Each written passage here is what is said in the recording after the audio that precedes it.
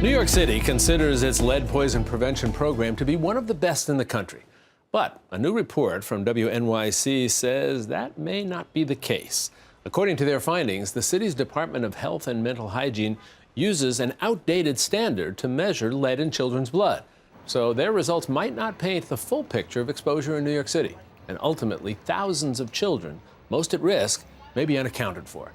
As a part of our ongoing Chasing the Dream initiative on poverty and opportunity in America, tonight we'll discuss the numbers and the risk with the woman behind the report, WNYC health reporter Aneri Pattani. Aneri, welcome. Thanks for joining us. Thanks. It's nice to be here. Let's take a look at the numbers overall, and then we'll focus a little bit more specifically on some of your findings and what this might mean. So talk about the CDC and why it is that their numbers are now, their standard, their threshold, if you will, have changed. Right. So the CDC used to consider that a child's blood lead level is high if it's anything above 10 micrograms per deciliter.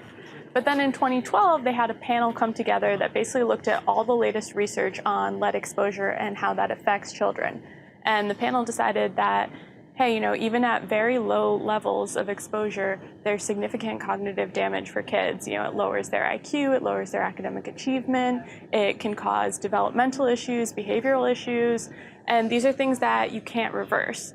So at that point, the CDC decided to reevaluate and lower its threshold to 5 micrograms per deciliter. And now it basically says anytime a child has a level of 5 or higher, they need to be addressed and some sort of public health action needs to be taken. I suspect the first question that many people might have in listening to you explain it here is, well, if the CDC has lowered their threshold, doesn't everybody? Every state, every city, don't they automatically have to lower theirs also? What's the answer to that? Yeah, so I had that same question. Unfortunately, no. So the CDC is not a regulatory agency and it can't mandate that other states or cities follow its lead. All it can do is suggest that they do that. So the CDC definitely suggests that every city and state lower their own threshold and take more action when children have lower levels of exposure, but they can't actually force them to do it. So let's now focus on New York City. So what is the standard, the threshold that's been utilized by New York City now? So New York City considers a child's blood lead level high if it's at 10 micrograms per deciliter or higher. So that's double the national threshold. And kind of what that means is that the city, in its count of kids that are most at risk, misses thousands of people. So for example, if you take the year 2016, measuring by the city standard, about 1,000 children had high levels of lead in their blood.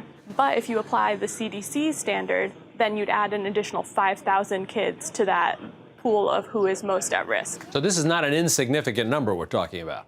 Definitely not. I mean, 5,000 is that gap for 2016. In earlier years, it's been as high as 8,000 and more. So these are a lot of kids that are, the city's counting them, sees them as, having some level of exposure, but doesn't consider them at highest risk, and therefore they don't respond to those cases the same way. Let me ask you to follow up on that part. What are the consequences for young people, children who are not being considered, not falling within the parameters of what New York City uses, but would fall within the parameters of the CDC?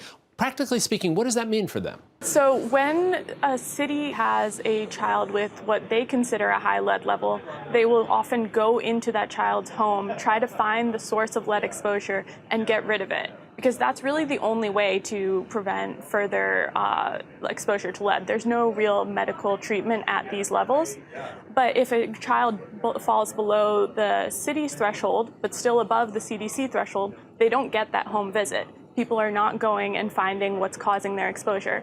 Instead, the city sends them a letter, and that family gets a letter saying, here are the risks of lead exposure, and here are some tips on prevention. But it's really not the same active addressing of that issue that kids at higher levels get.